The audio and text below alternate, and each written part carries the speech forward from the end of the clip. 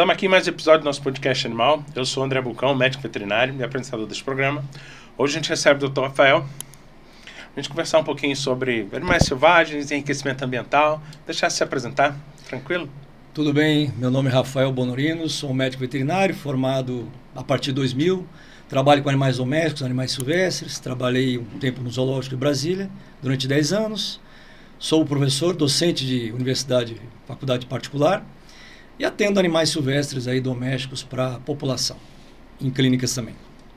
E como é que você resolveu fazer veterinária? Essa é uma boa pergunta. Bom, não foi por influência familiar. Minha mãe é professora, meu pai é artista plástico, e eu nunca tive animal em casa na infância, né? Eu sempre quis ter, mas nunca tive. Eu acho que foi a ideia da biologia, da investigação. Eu sempre gostei da investigação e curtia muito biologia na época da escola.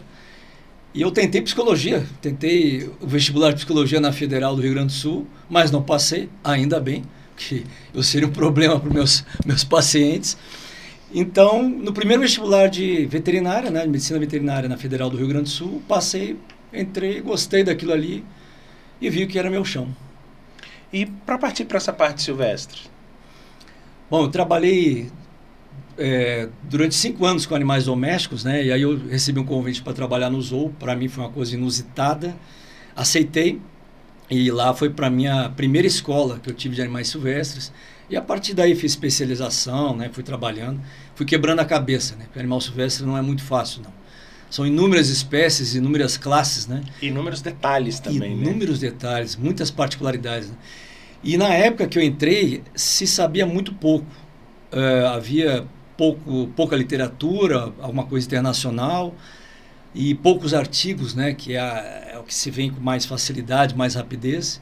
E com o tempo dos últimos 10 anos, a coisa aumentou bastante, né, a área de silvestre, inclusive como disciplina obrigatória de algumas faculdades particulares e federais também.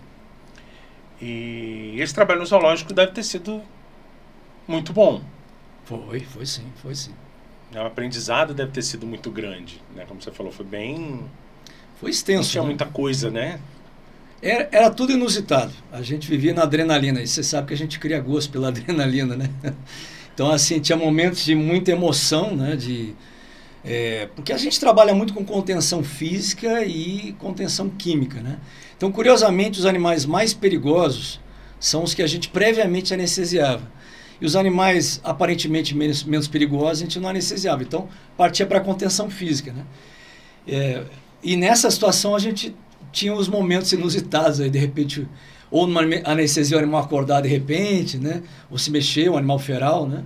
Ou então ser pisoteado por um cervídeo, né? No momento de captura de rede. Então acontecia isso com uma certa frequência. O Thiago, quando teve aqui, ele estava contando que foi da Manaci, eles fazendo curativo, e ele responsável pela anestesia. Ele disse que do nada ela sentou. Eu posso contar um episódio aqui também? Tem alguns episódios em relação a isso, viu? Estávamos, eu e a equipe, né? Eu dei um dardo num cervo nobre, que é um antílope de 300 quilos mais ou menos, né? Um animal do norte do mundo. E ele estava com uma míase na cabeça e ele coçava muito aquela míase, escorria, né? E tinha uma hora que foi até engraçado. Para ele tirar a coceira, ele esfregava a galhada dele, que a galhada cai, né? Uhum. Depois de um tempo. Ele esfregava a galhada na cerca. Ele, de tanto enredar na cerca, parecia uma coroa de Cristo, assim. Ficou aquela coroa ali em cima. E ele continuava a coçar, né? Falei, vamos ter que pegar esse animal. Não tem contenção física um animal desse, não tem rede, né? Então, não tem baia, né? Não tem mangueira para estreitar o animal. É perigoso, ele pode quebrar uma perna, né? Então, teve um momento que vamos anestesiar, né? Foi com um dardo, aí deu um tiro, acertei a coxa do animal, ele bambeou, né? Aí não deu o segundo tiro, ele deitou. Aí eu falei, tinha os estagiários, tinha os tratadores, tinha alguns colegas ali.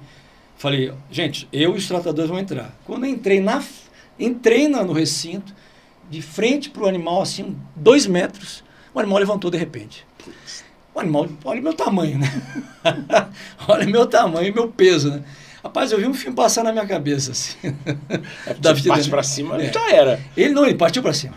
Um animal quase 300 quilos, levantou e foi para cima de mim direto, com aquela galhada desse tamanho, assim, no cervo nobre. A minha sorte é que tinha um mourão, né? Um toco de madeira, e ele veio para cima, eu fui atrás do mourão e segurei. Eu segurei como se fosse a coisa mais importante da minha vida, sabe?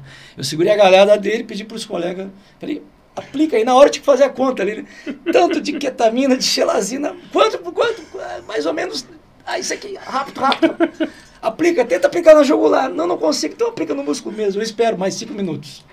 Aí deu cãibra no braço, né? Aí ele mal deitou. Né? É uma das situações que aconteceram ali. E falando um pouco da parte de enriquecimento ambiental, quase não sai.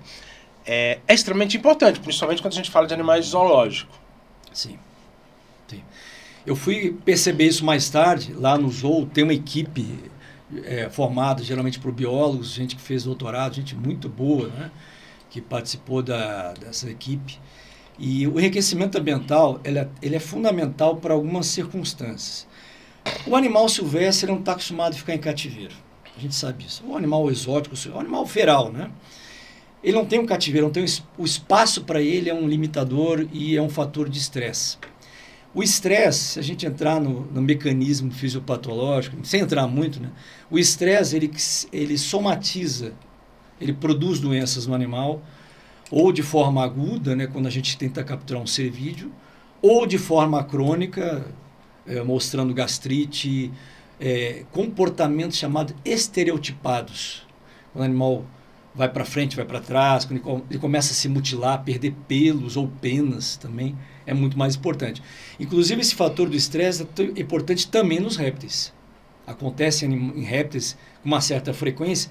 A gente percebia serpentes com dermatite, quando eram capturadas já adultas, acostumadas ao ambiente, que de repente se viu numa situação de cativeiro.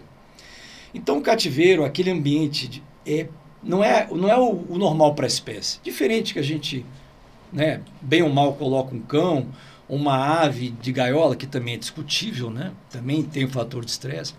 Mas esses animais não estão acostumados ao espaço restrito e à visitação constante do visitante. Essa observação constante. Então, o enriquecimento é importante para manter o animal, a vida do animal, um pouquinho mais agradável.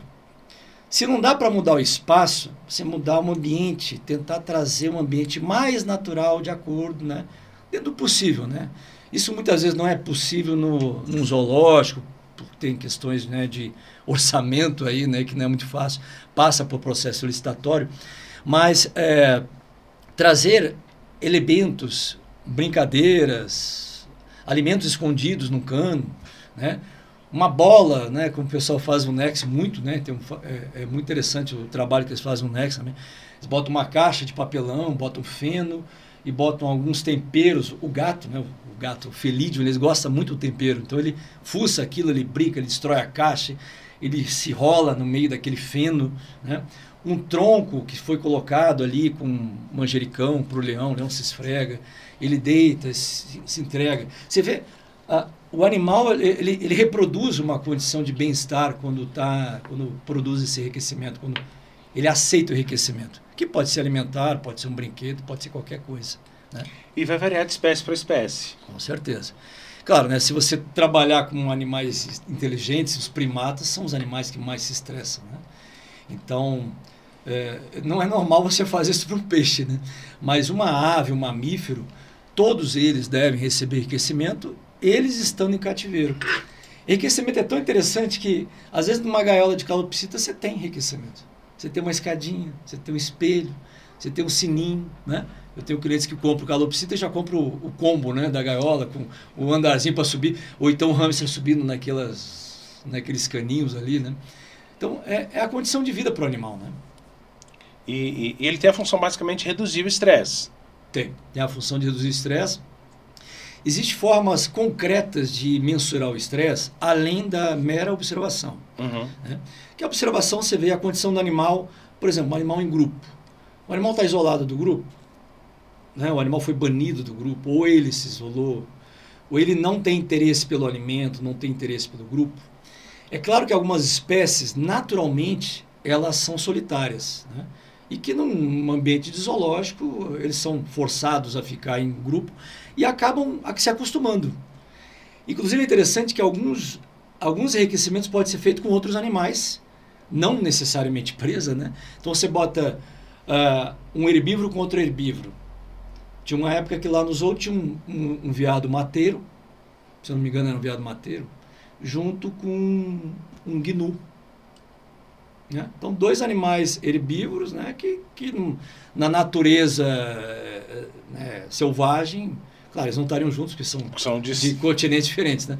Mas outros cervídeos podiam estar presentes também, né? Então, eles se adaptavam. Tivemos uma condição também de animais em que tinha uma macaca-aranha na ilha, macaca da testa branca, assim. Ela tem uma faixa branca na testa. Estava sozinha na ilha e ela demonstrava, né, essa solidão, né? Primata inteligente, né? Tinha os galinhos dela, ela ficava muito tempo parada. E foi colocada junto a ela uma macaco prego, né? Junto a essa macaca aí. E ela perfilhou essa macaca. Ela era jovem, filhotinha, a macaca prega. Então a macaca-aranha pegou ela e trouxe para o colo. E a gente, tudo com observação, né? Uhum. Então colocava no colo, viraram amigas, né? Extremamente amigas. Aí eu estava falando da questão que essa é observacional, né? Uhum. Que é a mais prática, né? A gente vê o dia a dia, como é que um animal se comporta. Tem a maneira também de mensurar cortisol, né? Não o cortisol da captura, porque a captura vai elevar cortisol, né? Ele é um hormônio que leva muito facilmente. Então, como é que se mensurava? O pessoal da UNB fez isso, né? Mensurou através de saliva. Então, se colocava um brinquedo para um animal que interessasse a ele, algo que interessasse a ele, né? Podia ter uma fonte de alimento ali, algum odor, algum cheiro. E o animal mordiscava e da saliva se coletava a saliva e fazia essa mensuração de cortisol, né? Também pode ser feito das fezes, né? Só que tem que ter bastante para poder coletar esse material, né? Para ter um mínimo necessário para fazer a mensuração do cortisol. Então se percebia que em alguns casos, muitos dos casos, do contrário que se imaginava, né? Que o zoo é um ambiente estressante, para alguns animais funcionou, porque o cortisol estava baixo. É interessante. E acaba que então o enriquecimento ele mexe muito com a parte do próprio comportamento animal, da sua observação. Porque como eu te falei, né? A gente, quando coloca cativeiro, né, a gente muda o comportamento, né? O espaço muda, né? Qual é o espaço de uma onça pintada, né? Não é um zoológico, né? É muito mais que um zoológico, né? E muitos desses animais, eles deambulam muito, né? Eles se deslocam muito, né? Então, quando eles nascem em cativeiro, eles até se adaptam. Quando eles são colocados jovens ou até adultos em cativeiro, aí que o enriquecimento tem um fator muito importante também.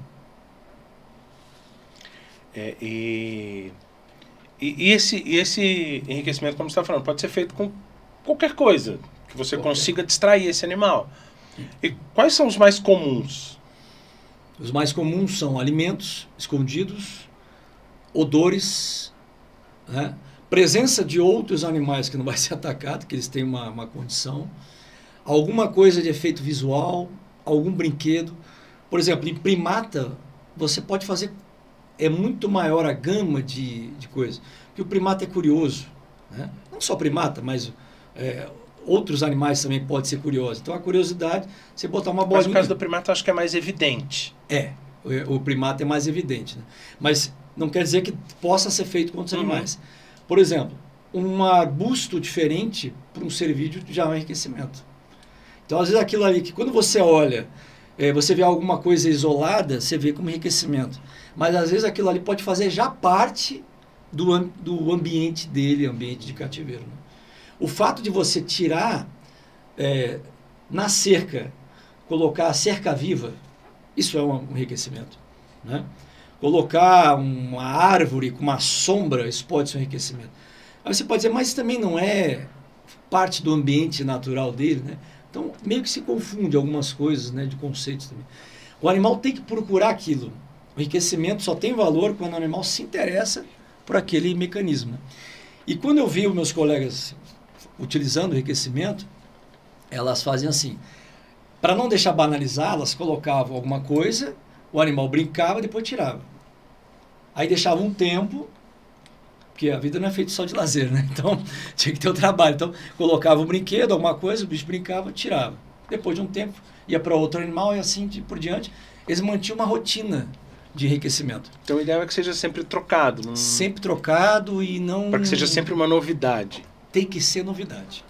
O enriquecimento tem que ser novidade, porque senão o animal também, ele banaliza, aquilo se torna normal, né? Então, ele meio que joga para o lado. Né? Tem que ser colocado e tirado. E de onde surgiu essa curiosidade de você começar a perceber essa questão do enriquecimento, da importância? Eu senti porque eu percebi, como eu te falei, na época eu confesso que eu não dava muita atenção, né? Mas eu percebi que os animais ficavam mais acalmados. E aí a gente conseguia fazer uma contenção mais tranquila, né? Junto ao enriquecimento tem um condicionamento também, que é muito importante zoológico. Até para você poder manipular esses animais se precisar. Exatamente, André. Então, o condicionamento facilitou muito a vida do veterinário para evitar uma contenção física mais bruta, que colocasse em risco a vida de quem captura e o risco do animal também, porque ele vai para tudo ou nada, né? Então, o mecanismo de estresse ou fuga, né? Fuga ou estresse, ele pode ir ao extremo, né? Então, o animal pode virar óbito na contenção física, né? A gente brinca que não é só os animais de zoo que não estão acostumados à captura, e mesmo que eles tenham sido capturados para fazer contenção periodicamente, eles não se adequam. Mas se pega, por exemplo, um coelho. Um coelho doméstico também não é fácil de contenção. Um passeriforme. Eu, quando vou atender o passeriforme, eu deixo tudo pronto. Um papagaio. Se você vai conter um papagaio, você tem que deixar tudo preparado, vai com uma toalha, pega rápido e faz um exame clínico rápido. Não pode ficar com ele muito tempo na mão. Ele começa a aumentar a frequência cardíaca, respiratória, e ele entra em parada cardiorrespiratória rapidinho. Né? E para a questão do enriquecimento, qual que acaba sendo mais complicado de você fazer? Mais complicado? Como falou, os primatas são bastante curiosos. Acaba que qualquer novidade você consegue já... São os animais ditos menos inteligentes, ou que se interessam menos. Né? Por exemplo, tem condição que o animal, aí independente da espécie, ele pode ficar num tédio profundo, dependendo da espécie, porque ele foi banido pelo grupo, porque ele está sozinho. Aí você coloca um tipo de enriquecimento que pode ser mais chamativo, e o mais chamativo às vezes é alimento, né? Sempre chama atenção, né? Alguma coisa que tem essência. E outras vezes você tem que partir para outro tipo de enriquecimento. Então tem animal que não responde ao primeiro momento do enriquecimento, tem que ser trocado. Né? Por exemplo, uma situação bem diferenciada, que me lembrei agora. Animais que perdem um companheiro, uma companheira, independente de ter um relacionamento afetivo mais profundo. Pode ser um amigo, né? Aquele grupo tem um amigo. Então o animal entra num estresse profundo. A gente vê também isso comumente em calopsita, né? Que eles são, ou então psitacídeos de maneira geral. Geralmente mantêm Eles são pareados, né? Quando eles têm um relacionamento, né? Amoroso, macho e fêmea, ou até mesmo uma amizade entre dois machos e duas fêmeas. Quando morre o companheiro, um amigo, né? O animal fica um tempo, né? De uma viuvez, que a gente chama, né? E os clientes até me ligam, mano, por que o animal não quer comer, o animal não quer interagir? Ele fica no luto. Ele fica num luto. Eu geralmente, tenho normalmente eles têm a tendência de ficar poucos dias, aí quando se aumenta a interação humana ali, bota outras coisas, o animal se distrai, né? Mas o luto é perceptível, mas é bem comum. Um item de enriquecimento que é bem interessante, e ele é diversificado, é o sorvete. Você faz um sorvete de fruta. Chega na época do verão, calor, né? Você pega o animal, elefante, colocavam lá um bloco de gelo com um monte de fruta dentro, o animal vai lá e pisa, tira aquilo ali, né? Para os macacos, sorvete de carne para os felídeos, né? Ele percebe, ele tem interesse naquilo, né? Ele sabe que ali tem um odor ali de carne, então ele se interessa, né? Aí vai lambendo, ele tenta quebrar, né? Agora, o importante no enriquecimento é que ele não pode ser um fator de dificuldade para o animal. Senão ele estressa. Senão ele estressa. Eu vi um caso interessante, que foi colocado assim de um fosso de grandes primatas, né? Não foi aqui, foi em outro lugar, né? Em que foi colocado no meio das pedras assim um pedaço de uma carne, uma fruta bem lá no fundo. Aí deixaram o primata se virar, né? Aí jogaram um graveto pro primata, né? Aí o primata, inteligente, foi com o dedo ali, não conseguiu tirar. Aí tentou puxar a pedra, não conseguiu. Pegou o graveto, aí chegou uma hora que ele começou a se debater na pedra e começou a arrancar os cabelos. Falei, gente, não deu certo. A gente dificultou a vida do animal, então não pode dificultar a vida do animal. Tem que ser um de médio para baixo, né? Senão só piora, né?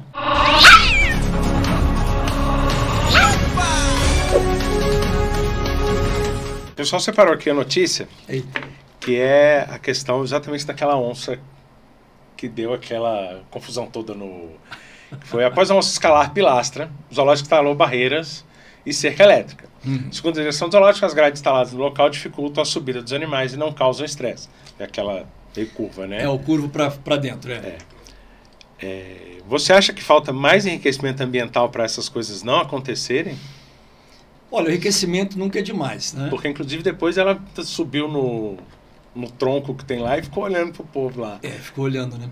A ideia do fosso é realmente você ter uma visão do animal, mas, por outro lado, o animal tem que ter um esconderijo, né? Então, todo o ambiente, o animal tem que ter um local para se esconder quando ele não está afim, né? Foi uma das coisas inusitadas. Eu já vi onça subindo uma árvore que ela pendeu e a árvore ficou assim perto do meio externo, né?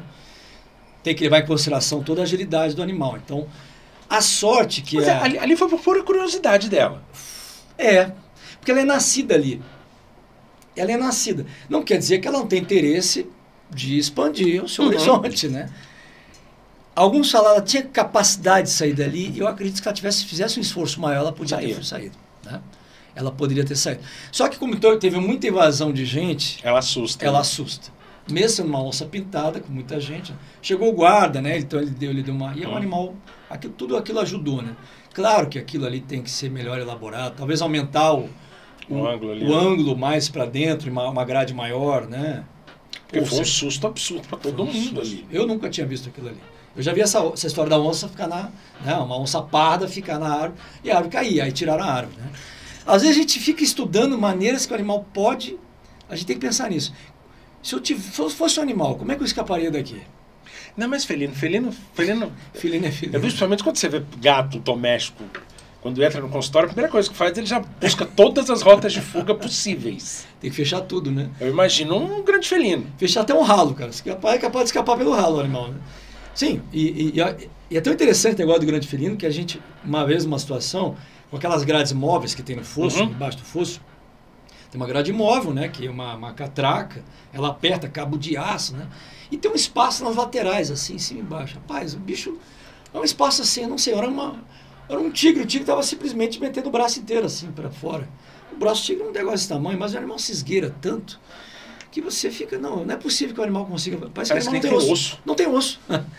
O animal se esgueira, ele é muito maleável, é impressionante, o felino é muito maleável, né? Mas aí, nesse caso dessa onça, não teve muito a ver com a questão do próprio enriquecimento. Acho que foi mais curiosidade da própria onça. Não foi ausência de enriquecimento. Não é o enriquecimento que vai permitir manter o animal lá dentro. É a curiosidade. É o fato do animal ser inteligente, né?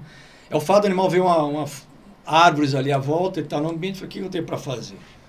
E a curiosidade é um fator de inteligência. Tinha uma criancinha pequena perto da grade. Tinha. Se aquilo ali pode ser chamado a atenção... né? Isso é uma coisa que há de se pensar também, né? Mas eu acredito que ela teve interesse mesmo em subir, ver o que era ali daquele... porque depois ela sobe naquele mastro que tem bem no meio ali e fica só olhando. Se ela quisesse fugir, ela teria tentado pular dali. Com certeza. Ela pode dar um salto ali, ela conseguiria sim. Ela conseguiria. Agora imagina isso na calada da noite, sem ninguém incomodando, à noite que o animal desperta, né? Os instintos dele, olha, aquilo ali seria mais fácil. Aí você vai chegar... Cadê a onça que estava aqui? Porque eles ficam soltos no recinto o tempo inteiro. Não fechou o zoológico, eles são todos presos. Não eles ficam soltos normais. Eventualmente, quando há uma obra, quando se vê ou quando se percebe uma situação de risco, provavelmente, eu não sei, provavelmente eles fecharam a onça, nesse caso, para elaborar alguma coisa para dificultar a saída dela. Porque se eles viram que ela saiu com todo mundo ali durante o dia, quando a onça... De noite que está mais tranquilo, de noite está quieto, né? Aí deve ter preso, eu falei, o que nós vamos fazer agora, né? Acredito que o pessoal da área de mamíferos deve ter pensado em alguma coisa para evitar essa fuga, né, à noite, né? E a gente fala em enriquecimento ambiental de zoológico, mas também, obviamente, a gente tem visto o crescimento muito grande desses pets não convencionais. E aí, nesses casos, também é necessário que você faça um enriquecimento para o seu próprio pet. Sim. Porque senão você pode gerar situações de estresse. Sim, é muito comum. A gente não fala só em cativeiro, esteja o animal num criador comercial, conservacionista, de pesquisa, zoológicos ou centro de triagem. Mas também o ambiente doméstico, né? O cachorro no canil é um fator de estresse. O cachorro numa coleira de vai e vem, né? Hoje a gente sabe, hoje se batalha muito, né? Nós temos a lei de crimes ambientais e há um consenso já na população que animal preso não pega bem, né? E isso foi uma construção que tem acontecido nos últimos anos, porque até pouco tempo atrás, não tenho que pensar nisso na história da humanidade, mas até 20, 25 anos atrás, quando estava me formando, cachorro era uma coisa, passou a ser um bem, né? Hoje é um ser senciente. Então, como o cachorro, o animal, de maneira geral, evoluiu no direito, o direito ambiental, a lei de crimes ambientais de 98, né, a 9.605, foi muito importante, ele foi um marco, e a partir dali se construiu uma consciência ambiental. Né? Hoje o ambiente é uma bandeira praticamente geral, mesmo que não trabalhe nessa área. Né? Todo mundo tem um clamor, né? Tem um aspecto positivo. Então, eu percebo muito, por exemplo, a ave é muito inteligente. E principalmente o grupo, né? A ordem dos psitacídeos. Papagaio, arara. Então, alguém me chama, tem um animal que está falhando pena. Eu falei, cara, deve ser o tal do estresse, né? Aí você faz um monte de exame para descartar qualquer outra possibilidade de doença real, física, né? E acaba percebendo que é um estresse. Aí você vai na anamnese, né? Anamnese psicológica, né? Como é que é um animal? Ele bate no outro, ele tem ciúme de mim, ele pega comida, balança, ele regurgita às vezes. Ele é bipolar. Doutor, ele é bipolar. A minha calopsita é bipolar.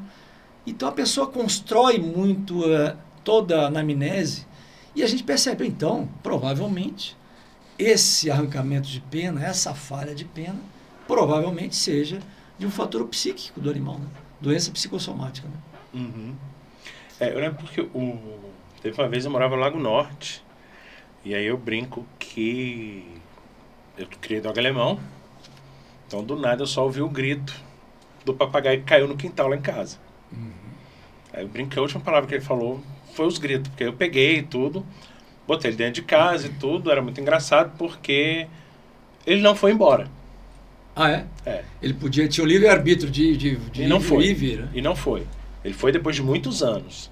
Mas foi estranho porque, inclusive, o moleque, assistindo filme de terror, de repente assusta com aquela praga, aquele papagaio, andou a casa inteira, subiu em cima da minha cama, do lado do meu travesseiro.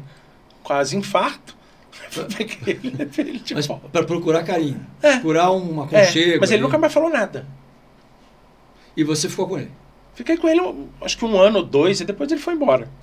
Foi embora por conta dele? Foi.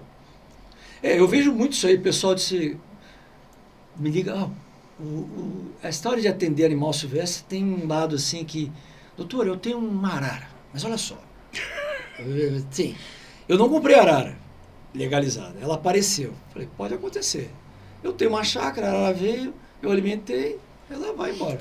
E a sorte desse papagaio foi porque realmente eu estava no quintal, porque senão então dois dog alemão voando em cima dele já Coitado, era. Né? Coitado, o bicho daquele tamanho só patrola, né? E a arara vem e volta e cria um contato constante, né? É um animal extremamente inteligente, então ele procura isso. E como é um animal sociável, inclusive com o ser humano, né? Eu falo do grupo dos psitacídeos, que é o mais comum, né? Então acaba tendo uma relação muito grande. Aí tem gente, doutor, e agora? Como é que eu faço para eu legalizar? Ah, filho amigo, não legaliza. Não legaliza. Não tem como legalizar, né? Mas sim, você não pode prender um animal, né? Porque esse animal você não comprou legalizado, né? Inclusive você não pode prender um animal, mesmo legalizado, né? Que também é crime ambiental. Você tem que oferecer uma condição digna para o animal. Eu gravei aqui com o Strauss, do Araras Viajantes. Ele tem, acho que são 4 araras. Ele comprou, legalizado, e ele adestrou elas. Cara, ele voa com elas de parapente. Elas têm praticamente uma vida livre. Uhum. Só como sempre foram de cativeiro, durante a noite geralmente ele Recolhe elas. recolhe. Mas é muito legal, cara, ver ele voando com elas de parapente. Coisa interessante. Elas soltas, assim? Soltas. Ele chama pelo nome, elas vêm. Olha só. E a amizade é duradoura, porque um animal desse vive 60 São anos. 4 araras, ele tá também com algumas outras aves que ele tem. Elas ficam praticamente soltas. Ele recolhe à noite, porque como sempre foram de cativeiro. É um animal que é vespertino também, matutino vespertino. Cara, você vê os vídeos dele voando com essas araras de parapente, é um espetáculo, cara. Como é que pode, né? Então, é algo impressionante, né? Você ter essa condição, né, com o animal. E hoje o ser humano está muito mais voltado para o animal, né? Com a história da pandemia, acho que ao mesmo tempo que a gente meio que se isolou entre os seres humanos, a gente percebe isso, né? Nós somos mais velhos, assim, a gente percebe esse distanciamento. A pandemia foi mais um fator, né? As pessoas procuraram muito o contato com os animais. Sim. E os animais parecem estar se tornando mais inteligentes, né? Quando eu desço o EPTG para dar aula, eu vejo um cachorro subindo a passarela, atravessando o outro lado. Tem gente que não tá fazendo não, isso. E embaixo um cara esperando e correndo para... Falei, cara, a passarela tá ali, bicho. O Estado construiu para ti aquele negócio. E o cachorro se construiu. Outra vez eu me deparei também, outra condição engraçada, estava indo para a faculdade também. Eu estava vindo, aí um cachorro parou na frente da faixa de pedestre. E ficou esperando o carro passar. Eles são muito mais observadores. Eles são observadores, né? Ele viu alguém fazendo. Aí você pode pensar, mas isso pode ser banal, porque é uma repetição, uma observação, deu certo, quer dizer, ele relacionou, né? Faixa, para carro e eu posso passar. Bom, mas isso já é o início. Já é de preservação da espécie. Daqui a pouco eles vão botar a gente na coleira, né? Bota mais 1000 anos aí, né? Impressionante, né? Então, e quando eu falei isso para meus alunos, e professor, já vi isso mais uma vez, eu também já vi. Então, quer dizer, tá se tornando uma coisa geral, né? É muito interessante, né? E como é que você foi para dar aula? Como é que você começou? Vou te falar uma coisa, André. Quando eu dava seminário, na época da faculdade, eu morria de medo. Eu tinha um medo absurdo de falar em público. Falar qualquer coisa em público, né? Ainda mais um assunto técnico na frente do professor. Eu tinha dor de barriga no dia anterior. Falei, eu nunca vou dar aula. Eu falei na minha vida, não vou ser professor, não quero ser professor. Meu irmão é professor, também de faculdade, né? Universidade Federal. Minha mãe é professora, né? Mas eu não vou ser professor. Vou ser veterinário, profissional liberal. Como é que eu fui ser professor, né? Eu estando no zoológico, né? E chama muita atenção, né? Aí fui convidado a dar aula numa faculdade. Era para dar uma palestra. Primeira palestra, eu também morrendo de medo. 80, 100 pessoas ali. E tremendo de medo. Eu comecei a falar e o assunto veio tão fluido, que era um assunto que eu conhecia, né? Aí o meu colega, né? Ele trabalhava, né? Ele era da área de radiologia.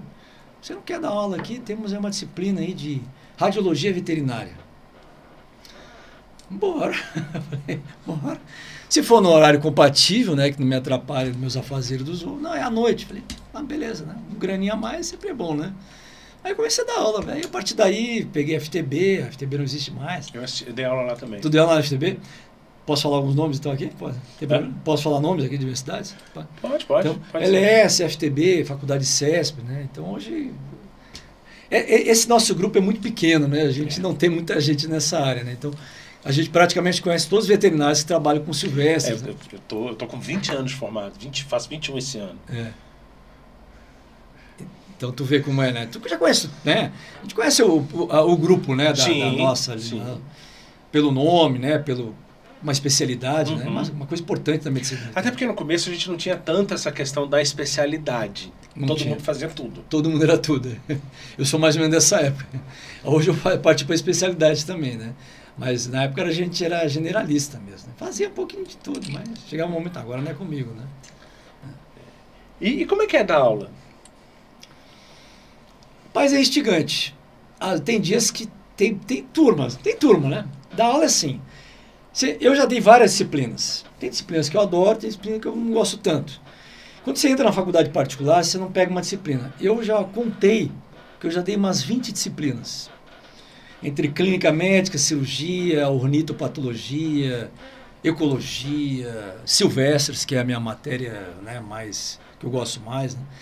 Mas tem turmas que são complicadas, então a gente tem dias que sai mais, né? Mas assim, é instigante, sabe? Provocador, eu consigo trazer muita prática, então a gente inventa a metodologia ativa, né? Eu gosto muito da aula, sabe? Acho legal.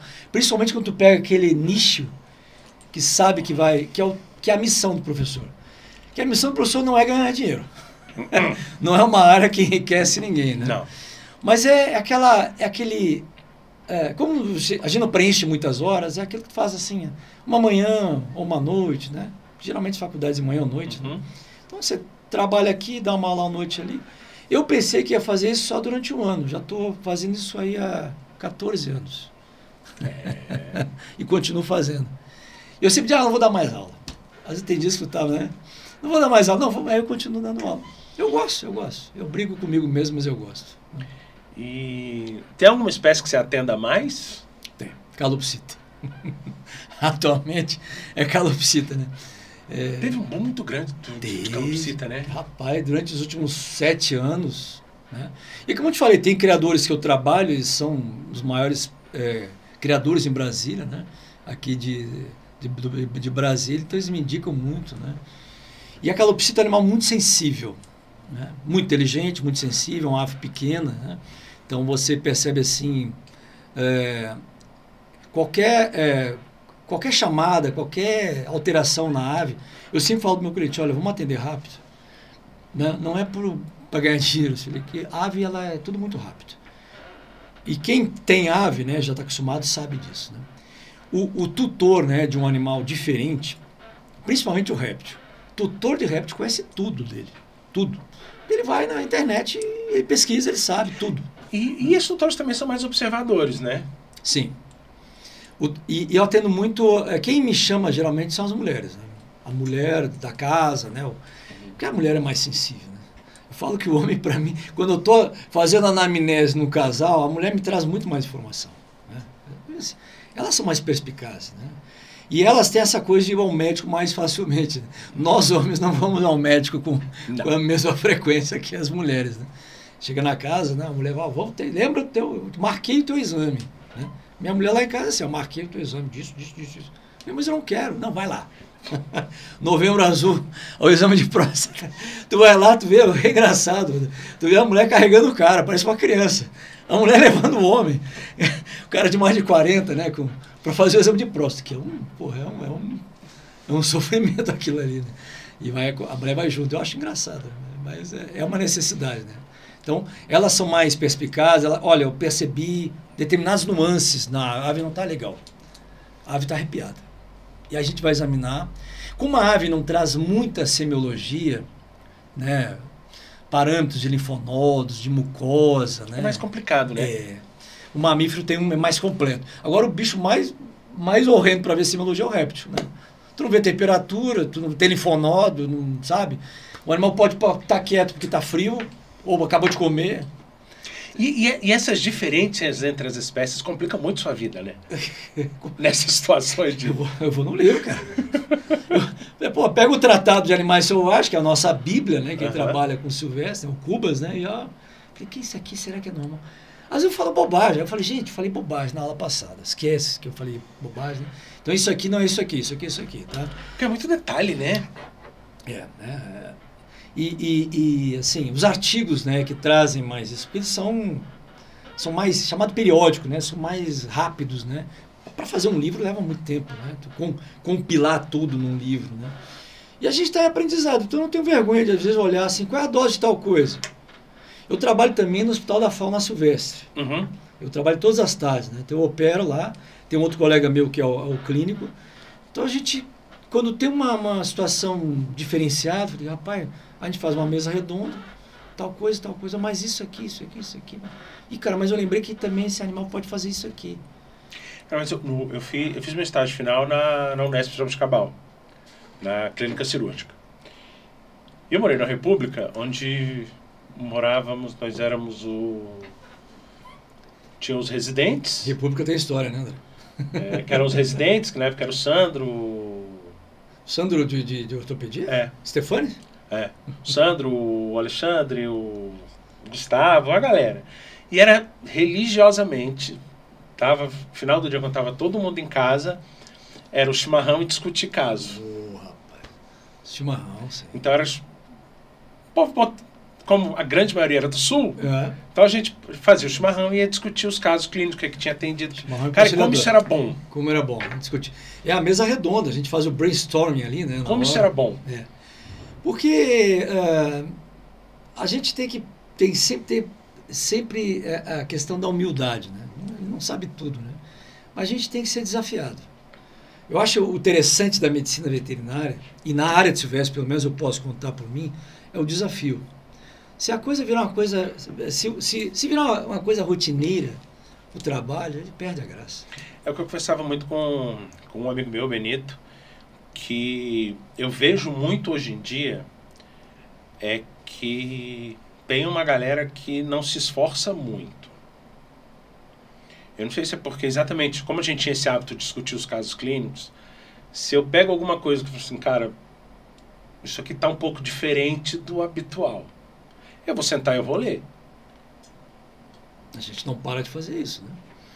E eu vejo muito a galera encaminhando para não... Porque tem essa ideia do especialista. Então, por um lado, eu acho até bom, assim, mas não exagero. Algo que você possa resolver como clínico geral, acaba mandando para o especialista, né? Então, eu vejo o lado bom e o lado ruim, depende da situação também. Porque eu acho, por um lado, a gente, como eu te falei, eu na época me formei, a gente fazia tudo. Às vezes fazia errado também. Sim! Porque fazia tudo, né? Então, a tendência da especialização é você concentrar aquilo ali e, ao mesmo tempo, você passa para o outro. Tem colegas que ainda são meio assim, é meu, não quero perder o cliente, né? Mas eu acho que esse é o lado bom de passar para o colega. Sim! Porque é mais ético, é mais correto, sabe? Eu acho mais correto. Mas desse lado que está falando, de não procurar pesquisar... No caso da clínica mesmo. Sim. Antes de encaminhar para um especialista, vejo se eu consigo resolver ali na... Obviamente, se é ortopedia, se é dermato, isso aqui eu já mando logo. Mas às vezes você pega uma coisa básica, claro, que está um pouquinho diferente daquilo que você está habituado. E aí eu vou sentar e vou ler. Vou correr atrás. Porque a gente tem que estar sempre se atualizando. Sim, sim, sim. Não, e a medicina, a gente fala de silvestre que ela deu um salto gigantesco, né? Porque há uma demanda atual para atender em clínica, claro, eu não vou atender leão na rua, a gente atende animal compatível, né? Então, ainda assim, um número muito grande de espécies. Pega os roedores, né, os pequenos mamíferos, pega os répteis, assim, os quelônios, né, animal de casco, alguns legalizados, outros não, né? A gente atende. A gente ainda tem muito não legalizado por aqui. Né? Aí é o que eu falo para o meu aluno, né? A legislação nos permite atender. Mas, obviamente, havendo uma obrigatoriedade administrativa e até judicial do órgão ambiental para que você tenha que passar alguns clientes que, né, na sua clínica você tem que passar isso aí. Né? Isso está na lei, né? No código do Conselho Federal de Medicina Veterinária. Né? Então, porque, primeiro, o animal tem que ser atendido. A saúde dele está em primeiro lugar. Né? Se o animal ele não pode ser discriminado por ser ilegal para atendimento veterinário, entende? Se nenhum bandido é discriminado para ser atendido num hospital, um criminoso, porque um animal, né, que é um ser inocente, né, vai ser discriminado, então, tem que ser atendido. Né?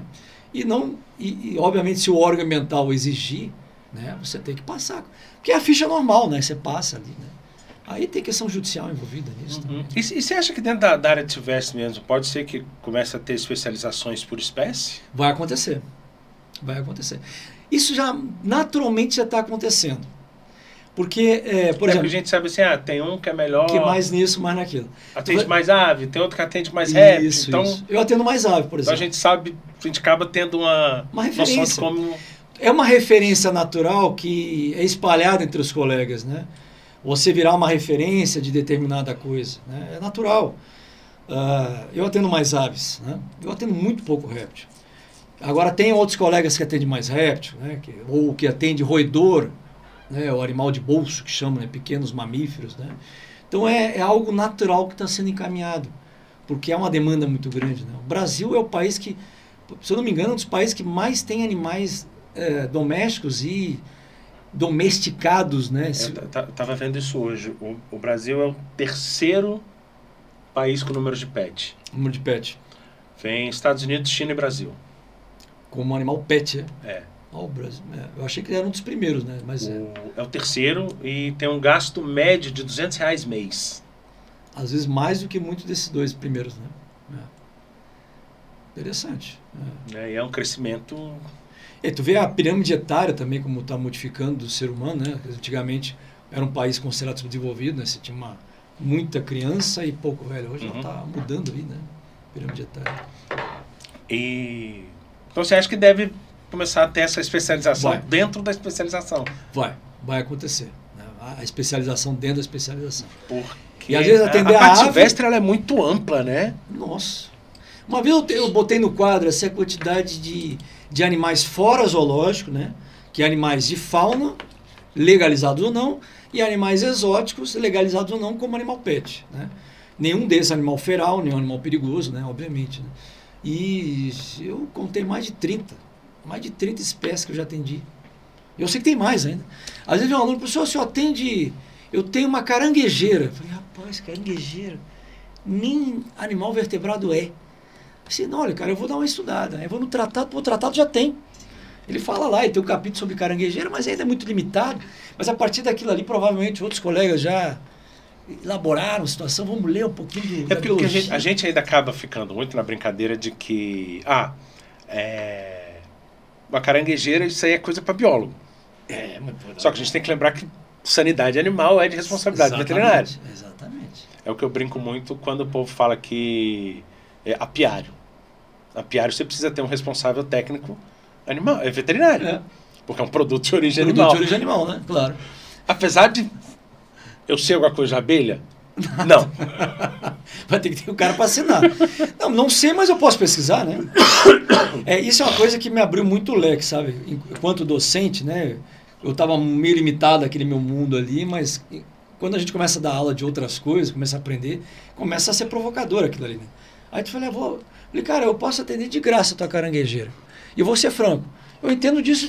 Mas não tem mais ninguém. Quer dizer, eu falei, realmente é difícil, né, conseguir encontrar alguém que atenda. Atende para mim. Ou então o peixe beta. Eu falei, nossa, peixe beta, cara, mas como é que eu vou conter o animal, pegar o bicho pulando ali, né? Quais são os parâmetros clínicos de um peixe beta, né? São poucos, né?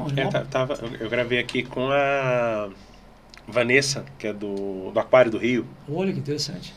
E a gente estava comentando exatamente isso, essa questão da dificuldade que você tem, principalmente com a questão dos animais marinhos, de literatura, de técnica, conhecimento, de qual anticoagulante você vai usar para poder coletar sangue, o que não vai interferir, o que vai interferir, como é que você faz, como é que você não faz. Trabalha a água, né, muitas vezes, né? E ela falou que às vezes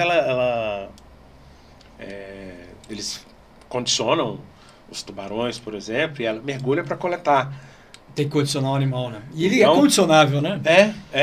Então é muito complexo, né? Sim.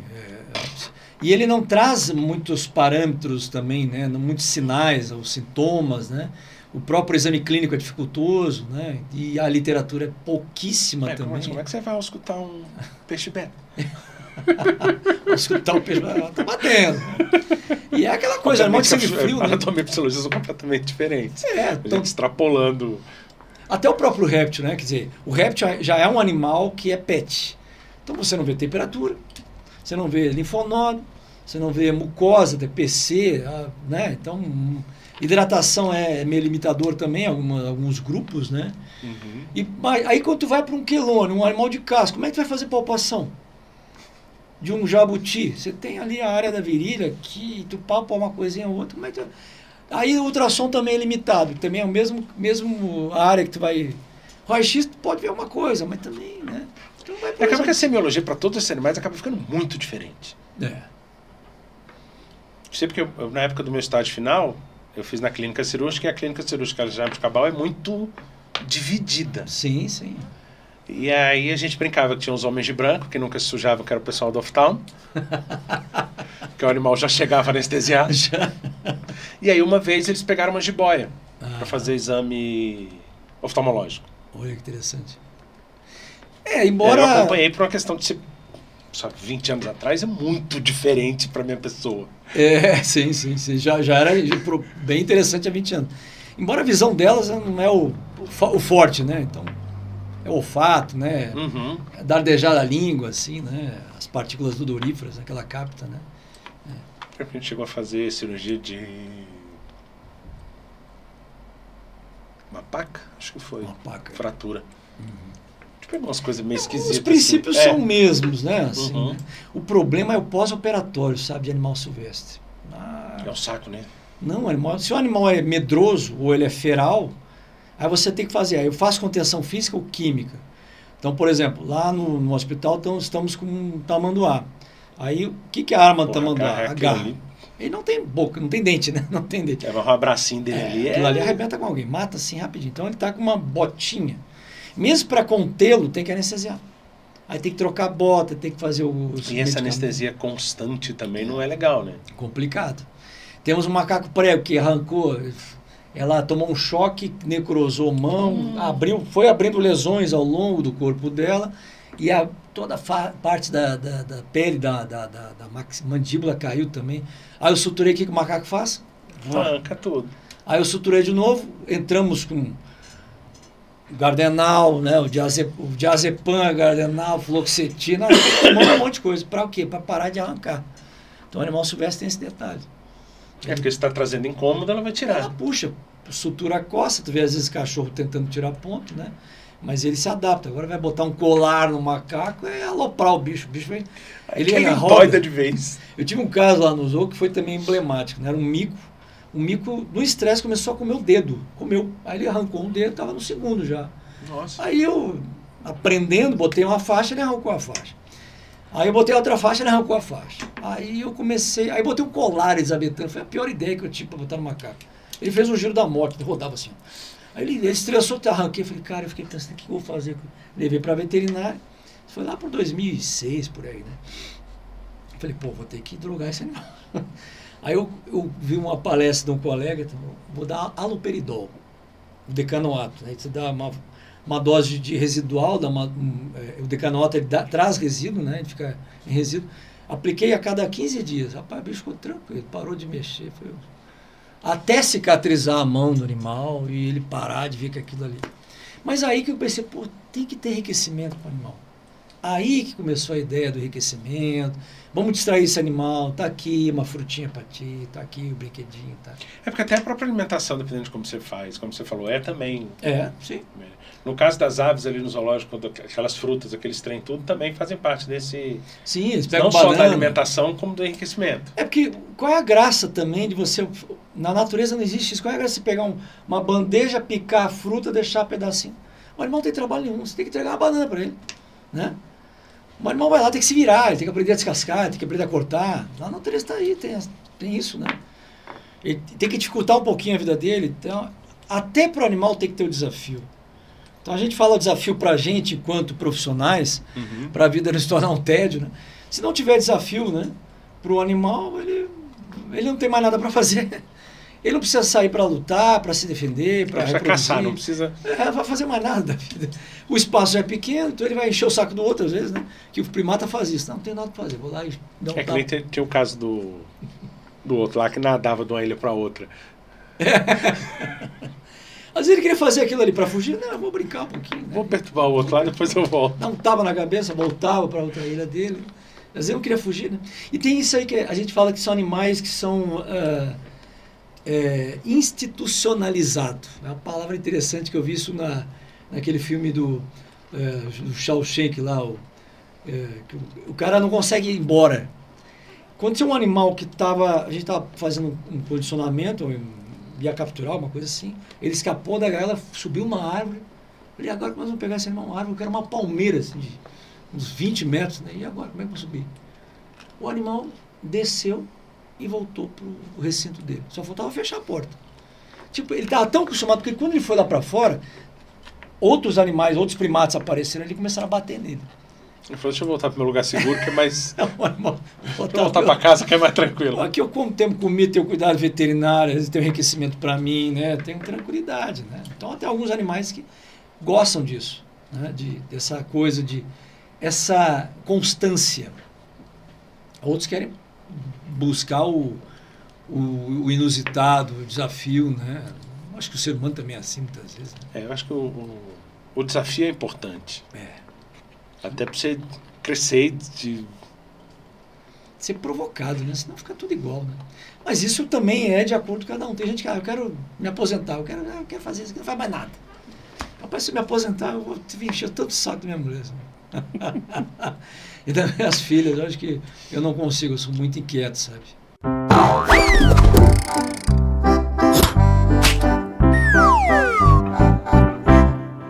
O pessoal preparou aqui, são perguntas rápidas. Sim. Ainda não é a temida roleta. Não é a temida roleta. Qual que é o seu animal favorito? Puxa vida, essa é uma pergunta difícil, cara. Um animal, a espécie? Pode ser. Olha, eu acho que pela interação é o cão. O cão.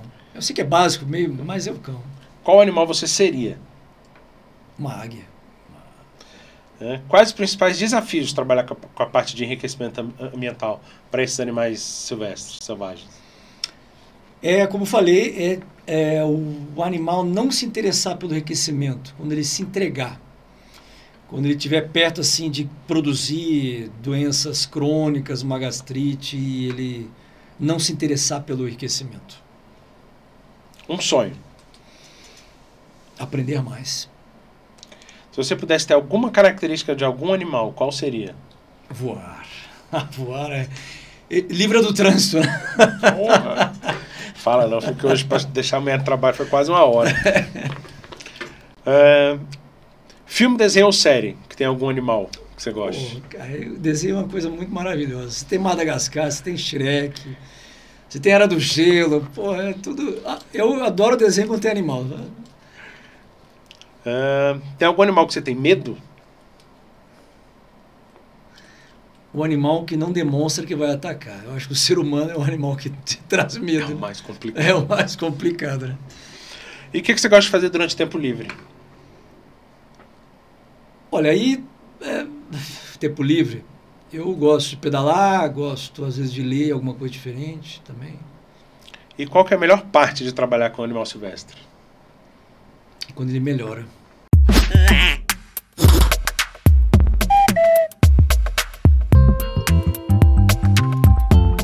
E o pessoal separou aqui também a questão da dica. Qual é a principal dica que você daria para os tutores de pets não convencionais para ajudar nesse enriquecimento ambiental?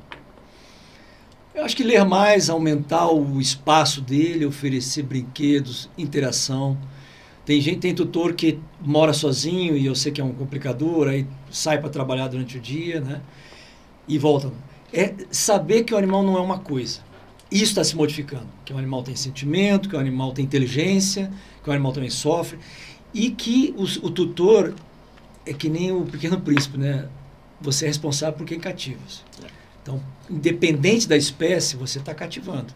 Então, você tem que responder isso aí. E essa é a responsabilidade do ser humano, né? A gente tem inteligência justamente para tentar melhorar a vida de todos, né? E qual a dica que você daria para os médicos veterinários que querem seguir nessa parte de animais silvestres? Se especializar, procurar ler bastante, principalmente, e botar a mão na massa. E saiba que vocês vão perder animal também. Quando a gente trabalha com silvestre, principalmente aves, né? É como eu falei para ti, né, André? A ave é um animal que às vezes demora para demonstrar alguma coisa. O animal silvestre, de maneira geral, né? Ele esconde o problema. Quando ele já está demonstrando problemas, é coisa... Eu vejo muito isso para a questão de o animal de vida livre, se ele apresentar qualquer sintoma, ele passa a ser um risco, ou para o grupo, ou para ele mesmo. Isso, exatamente o que você está falando, né? Ele não demonstra, então os sinais são muito implícitos, você tem que buscar isso. Então, um nuance, às vezes um detalhe já é relevante.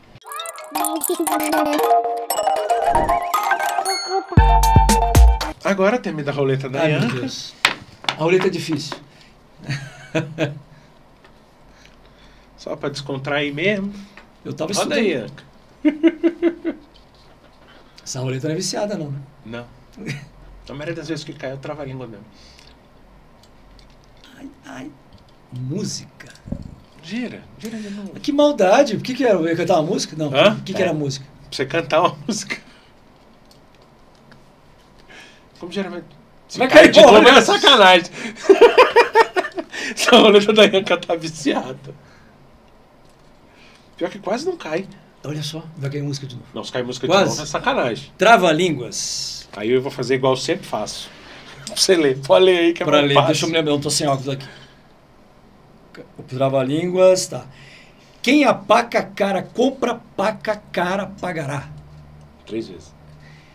Quem a paca cara compra, paca cara pagará. Quem a paca cara compra, paca cara pagará. A primeira vez até vai, bicho, depois aqui enrola. Rapaz, isso é muito engraçado. Obrigado Eu agradeço. pela presença. Muito obrigado, André, pelo Eu acho que a convite. gente trouxe bastante informação e, obviamente, quem quiser mais informação e tudo, redes sociais. Instagram, Rafael Prange Bonorino. Eu não sou muito de rede social. Não sei se eu deixo telefone ou só rede social. Não, pode ser. Geralmente você faz também atendimento a domicílio, né? Faço atendimento domicílio, né? Em clínicas também, geralmente. Né? Depois, se você quiser, depois a gente coloca na descrição do vídeo. Se botar no Instagram Rafael Prange Bonorino, aparece lá, né? E aí pode conversar comigo. Obrigado mesmo. Muito obrigado. Né? Acho que é sempre bom trazer informação. Principalmente nesse caso aqui. Principalmente eu vejo como a questão de zoológico é um negócio que pega bastante para todo mundo. Uma visão meio errada que o povo tem de zoológico. Se puder dar uma parte falar disso aí, eu sou um protetor de zoológico, né? Não porque eu tenha trabalhado, né? Mas porque eu acho que o zoológico é onde você tem... O pessoal vai com o lazer, com a ideia do lazer, e sai com a ideia de educação, pesquisa e conservação, né? Então o zoológico tem grandes possibilidades, grandes coisas para fazer em zoológico, não só no lazer, né? Não, sim. E a gente tem relatos de animais que você conseguiu ter uma reprodução em zoológico para depois uma reintrodução. Isso é um dos focos que eu defendo, né? Alguns não gostam dessa ideia, na área ambiental eu entendo também, é plausível, né? Porque a soltura não é uma coisa muito fácil, né? O animal vai estar numa situação, pode virar óbito, mas na natureza as coisas também não são fáceis, né? Mas eu acho que mantendo um banco genético, né, de reprodução, de possíveis solturas, quando possível, né? Sempre é o ideal, né? E o aprendizado, a educação, né? As crianças de hoje, elas estão muito além da gente, sabe? E o zoológico facilita essa questão da educação ambiental? Facilita. Porque tem tutor, tem ali que vai pessoas que vão, né, mostrar, né? E hoje, como eu te falei, né? A área ambiental, ela está no coração das pessoas, né? Elas dão muita atenção. Antigamente não levavam um réptil, uma cobra para ser atendido, hoje o pessoal está levando, né? Porque tinha aquela ideia que a serpente, o ser do mal, o traiçoeiro, né?